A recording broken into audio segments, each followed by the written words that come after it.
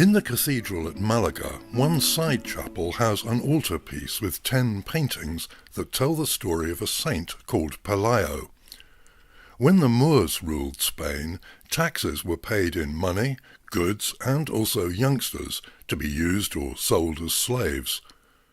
Pelayo, aged 12, was one of these unlucky kids and was duly delivered to the Caliph in Cordoba, Abd al-Rahman III.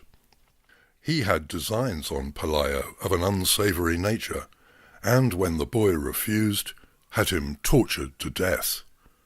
Did it ever happen? Yes, possibly.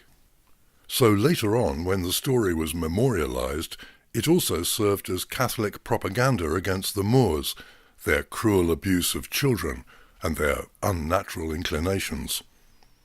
There's an irony there somewhere.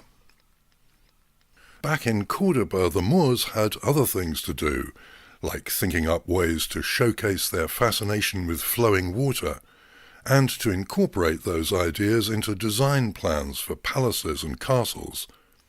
They built great public squares for civic events and gatherings, and arcades to give shade from the heat of the sun. They took infinite pains over detailed repeating or interlacing patterns of decoration. They laid out gardens in complex geometric formations of shape and colour, and recreated one of their favourite domestic comforts with the kind of courtyard gardens found in homes all across North Africa and the Middle East. One thing the Moors didn't come up with is fino, the pale, dry sherry made from the first press of juice, produced by crushing grapes under their own weight.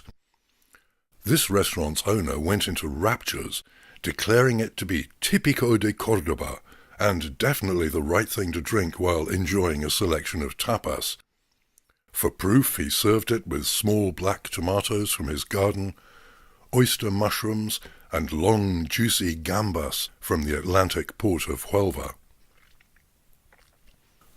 On the banks of the river, the Guadalquivir, boys set up their rods for a few hours fishing, while herons stand waiting in the shallows for some passing quicksilver catch. In midstream are the ruins of flour mills built in Moorish times. There's not enough water to drive a mill wheel today, but the massive buttresses on each span of the Roman bridge show that the river used to run higher, and even now it still sometimes floods.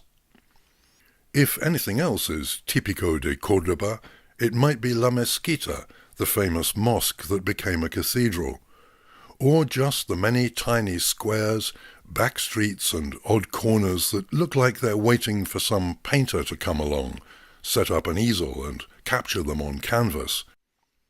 The way many of these places look today is not all that much different to how they looked 2 or 3 centuries ago.